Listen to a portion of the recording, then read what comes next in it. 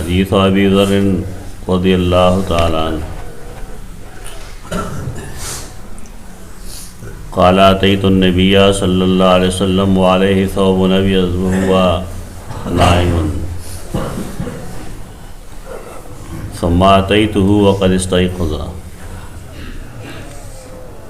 وقال ما من عبد قال لا اله الا الله ثم مات على ذلك الا دخل الجنة. قلت وإن زنا وإن سرق قال وإن زنا وإن سرق. قلت وإن زنا وإن سرق قال وإن زنا وإن سرق. قلت وإن زنا وإن سرق قال وإن زنا وإن سرق على رغم أنف أبي ذر. وكان أبو ذر إذا حدث بهذا قال وإن رغم أنف أبي ذر. تو دے حدیث مضمون اور تیر حدیث مضمون تقریباً یو شانت ہے. دمردا چ پدے کے صحابی چدا واقع بیانی ناغدام ہوئی چ زکل رسول اللہ صلی اللہ علیہ وسلم لرالم وداغ صحالو دے جملو مقصد دائی چ زو قصہ مات بالکل مستحضر دا حاضر درا دا دا حالات چ بیانی داغے مقصد صرف دائی چ مانا خبری رشوی ندا ذرا علم رسول اللہ صلی اللہ علیہ وسلم لا آغبان سپین صادرو سپین لباس دا رسول اللہ صلی اللہ علیہ وسلم پسندیدہ لباس دے. خپل بیم اوست و حکم بیم دا کو چی کلم مڑی تاسو خخوین پدے کی خخ کے کفن دا پارا پدے وجہ سپین لباس خوخیخ سنت مطابق تھا. تو تے مطلب دا نہیں چی کہ نور جامع سڑے نشی اغسطیخ لباس دا پارا دا قرآن خو قیدہ دارا چی لباس دا سے پکار دے جامع دا سے پکار دی چی اغا شرمگاہ پٹ کی دے انسان دا شرم زے پٹ کی. اور واللہ دے تریش ہوئی ریش عربے کی دا مرغو وزر ہوتا ہوئی دا وزر و دو فیدی یو اغا دا مارغے دا غزناور دا بچ ساتی دا موسمی اثراتو نخ ادویم دا چه داغی حسن و جمال پدے کے دے جاموں کم پکار دائے چه حسن و جمال وی خیست جامی رنگی خی ادویم دا چه انسان اگا بچ کی دا موسم نخ گرمے او سردے نخ بیا پدے کہ دا رسول اللہ صلی اللہ علیہ وسلم سپینہ کپڑا خوخانا بس ٹھیک دا نن کے اسڑے سپینے جامع پدی بنیاد چاہی چی نبی کریم صلی اللہ علیہ وسلم پسندیدہ دی تو صحیح دا اللہ باجر ورکی خودے دا مطلب نہیں چی سڑے سپینے جامع غندی اموز نہ گئی دیر بے علمہ دا سی ورطا ہے سپینے جامع دامی دیر خوخی بیا بتا تی دا سنت تھی گا نا لیکن فرض نہ کہ سنت کہ دا نه مطلب چې ته صرف سپینې جامې واچو تا ته کمال حاصل شو فرض مونځ وسره هم کوه که نه ثوب ابیض سپینې جامې سپین صادر عربے کې هغه لباس نو عربو کې کوم چې مونږ چې وو دای به دوه صادرې وې یو صادر به د لنګ په طور استعمالو یو صادر به د کمیس په طور استعمالو سیاب د هغې د عام اور نبی کریم صلی اللہ علیہ وسلم نے دا ثابت تھا چاہا کمیس اوستے دے پرتوگے استعمال ہے نا دے گڑے بعض احادیث و کرادی چی پرتوگے اغسطے ہو زان لا خدا اغسطل و موقع ملو نشو اور بھائی ضعیف روایتوں کے داشترے چی دے پسندیدہ ہو خوخے ہو نوار کیف دے کہ خدا کا ذکر نیشتا خود صوب چراشی پار بے کہ نہ مراد تے عمومی طور صادری دلتا حالت ہم داسرے وہ نائم ان پدا سے حال کی چیغ دو یعنی ملاس تو صادر ہے چول دسپین زلاړم یو ساعت پس بیا رالم وقد استيقظ بیا ویښ شو نو واته ویل چې ما من عبد قال لا اله الا الله ثم مات على ذلك الا دخل الجنه تیر حدیث کې مونږ ویلو چې لې لاړ د قوم نه نو دېږي هغه جملې پرې ښودې یعنې ویښ شو د بیا یو غاړې ته لړ چې راغی نه بیا دا خبره وکړله ما من عبد څوک بنده نشته دی چې هغه ویلي چې لا اله الا الله ګوره قول دا په خولې هم کېږي او قول په زړه باندې هم کېږي یوازې د خولې وینا د آخرت په باب کې کافي کېږي نه ترکې مې پورې چې انسان د زړه د ویښ نه د الله رب العزت د الوهیت اقرار نه کړی په زړه کې او په ژبه د هغې اظهار نه کړی دی مؤمن نه د ایمان دپاره شرط هغه د زړه شهادت دی دیو جنا محدثین فرمایي چې دا قول اعتقادي دی قال معنی عقیده او ساتل چې عقیده او ساتل نو هغې نه وروسته په خولې لا اله الا الله ویښ نو دې کې ګوره دوه خبرې شوې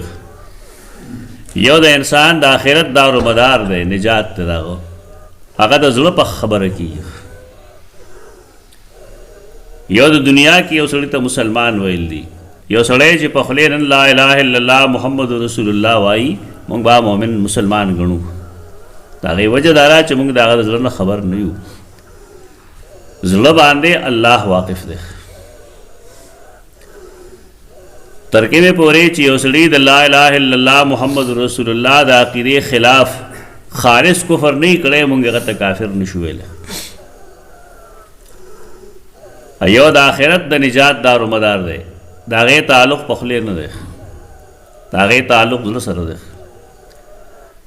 په دې وجه نن که د څه خلکو خیالي چې مونږ په خولې لا اله الا الله ویلی دی زړه کې الله نه منو آخرت کې او سپین بازیانو جنت ته وځو دا جنون دی لیونتوب داسې په زړه باندې الله څوک خبر کړي نه دي د دې وجه نه مونږه یو قائل د لا اله الا الله محمد رسول الله سره د مسلمانۍ کار به کوو د مسلمانۍ تعلق به ساتو خو پاتې شو زړه نو په هغې زړه په معامله کې دی پوه شه او د طرف پوه شه موږ ته چا د زړه پته نه لګي دې قول ته قول اعتقادي وي محدثین ثم مات علی ذلک بیا دې مړ شوی هم دی په دغه قول یعنی اصول الله سو یو سړی د هغه ایمان راوړه بالفرض لیکن هغه ایمان کې د هغه شک دی په خولې اظهار نه کوي لیکن زړه کې شک دی یا یې د ایمان اظهار وکړو خو د هغې نه وروسته دی بیا واپس شي د دین نه او مړم په هغې بل دین باندې شو نو د آخرت د نجات دپاره دا کافي نه دي آخرت نجات دپاره کافي دا ده چې یو سړي قول د لا اله الا الله وکړو په زړه باندې او په خولې باندې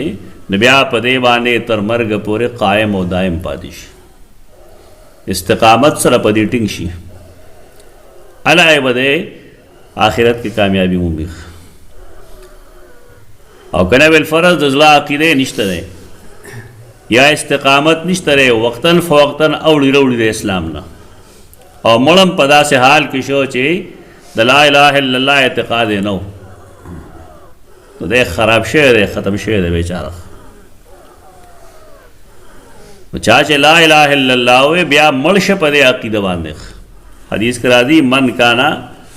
آخر کلامه لا اله الا الله دخل الجنه د چا چې آخري کلام لا اله الا الله وي دی به جنت ته ور داخلي همیشه دپاره خپل رائے خپل خیالات دا د قرآن و سنت مطابق کوي حدیث نوالی مشوا چې د سړي بزرګي او شرافت او د آخرت دار و مدار په دې دی چې کله دی مړ کېږي چې دی لا اله الا الله ووایي په دې څه مطلب دی چې که یو سړي ونه ویل نو دی جهنمي دی یو مسلمان دی بالفرض هغه دغه وخت ونه وي نو دی څه جهنمي خو نه دی دا ځان له خبرې دي. په یو سړي باندې د مرګ سختی دومره ده چې برداشت نشي کولی او قول د لا اله الا الله محمد رسول الله نشي ښکاره کولی، نو موږ به مسلمان نه ګڼو، موږ به مسلمان ګڼو. البته دغه برداشت او طاقت په کې نو دا سعادت ده. دعا هم کوي، محنت هم کوي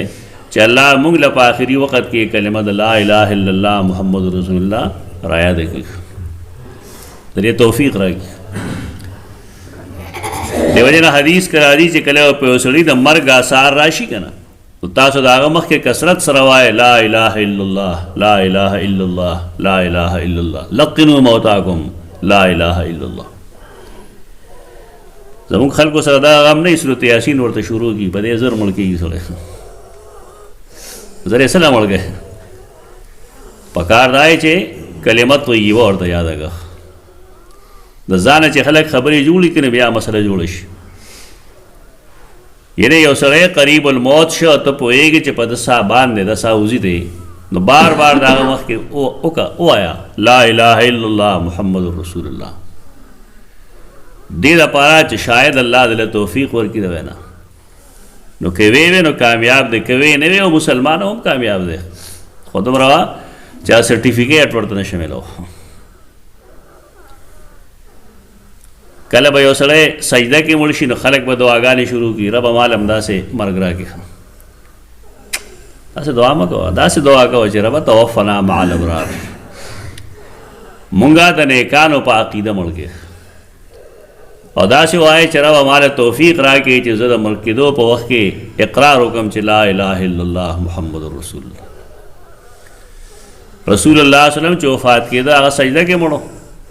که طواف کې مړو؟ نه سجده کې مړو نه طواف کې مړو. چې وفات کېده نو هغه ویل اللهم الرفیق الاعلی لا اله الا الله. سنت دغې ته وایي، دې ته نه وایي چې تاسو وګورئ زموږ خلک دی د بې علمۍ حد دی. په طواف کې څوک وایي دی وي الله ماله داسې مرګ راکړي، اوس څه کمال نه دی.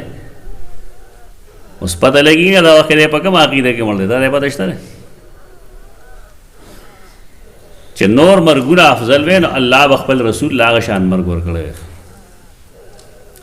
خپل رسول له چې کوم مرګ ورکړی دی په کومه طریقه د ټول نه افضل هغه دی. نو دا خلک نه عقل استعمالي نه په دین پوهېږي.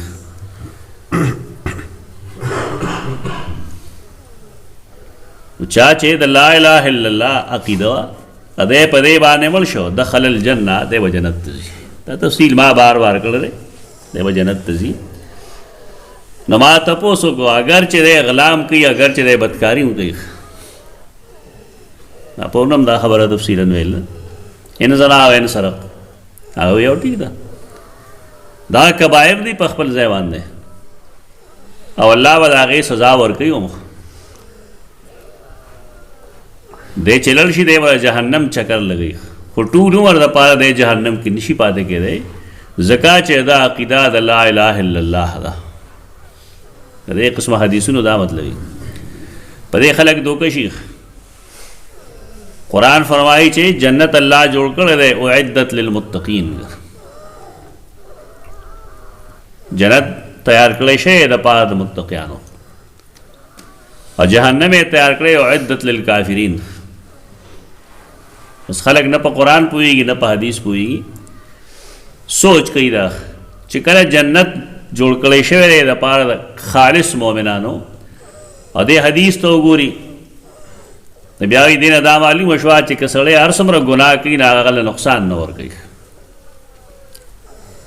څوک چې دې ته وګوري جنت د متقیانو لپاره جوړ شوی، نو بیا وایي څوک چې ګناه وکړي نه خو متقي پاتې نه شي، نه خو جهنمي شو. دا ځان لګیا دي بیچارهګان. قرآن و حدیث خلق یو ځای کي، نو بیا هغې نه څه نتیجه روزي. هغه دا دی چې کله سړی ګناه کبیره کوي نو دی ګناهګار دی، او د هغې مطابق به دی سموده جهنم سکي. هغې نه وروسته بعد لا اله الا الله د کلمې په بنیاد باندې دی د جهنم نه روزي. د دې حدیثونو دغه مطلب دی. مختلفې ډلې جوړې شوي دي، یو ته مرجع وایي، معتزله یو مرجع، هغه معتزله داسې دي چې هغوی وایي څوک ګناه کبیره وکړي دی کافر دی مشرک دی مرتد دی جهنمي دی. او مرجئه دې ته وایي چې که انسان هر څومره ګناه کوي نو دله نقصان نه ورکوي، دې ته افراط و تفریط وایي. گناہ نقصان ورکوي لیکن گناہگار مسلمان دا ہمیشہ دا پارا جہنمی نہیں، ہمیشہ دا پارا مومن با دا خوف او دا رجا پا میس کی جن تیری، دا اللہ دا عذاب نہ بیریگی اور دا اللہ دا رحمت او دا جنت امیدوار ہوئی. بدا دین دا سے قسم حدیثنو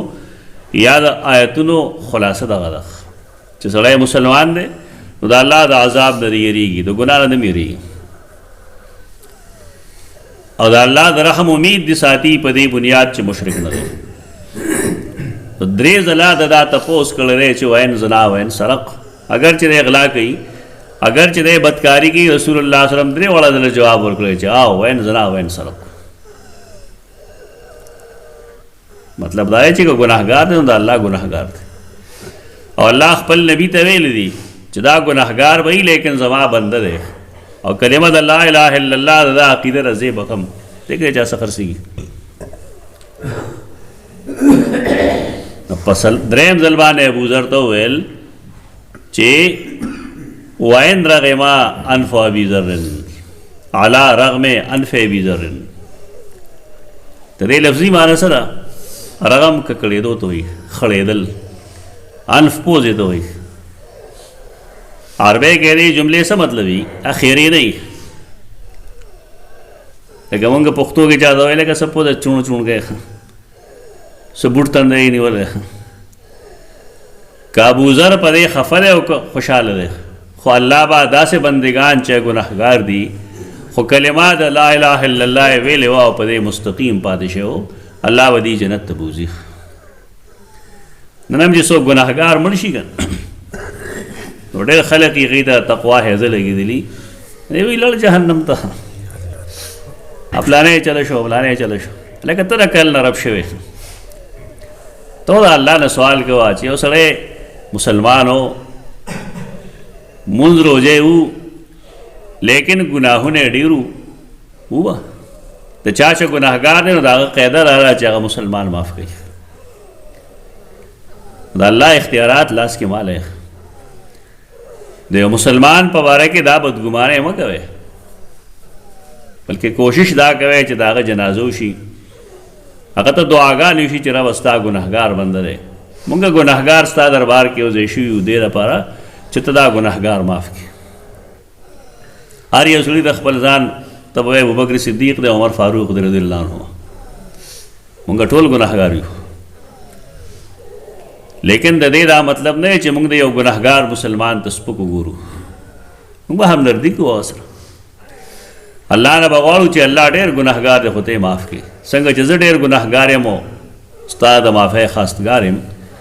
تو داریں کہ دانور گناہگارم معاف کی. دمار کے دا حدیث مقصد دا غدیں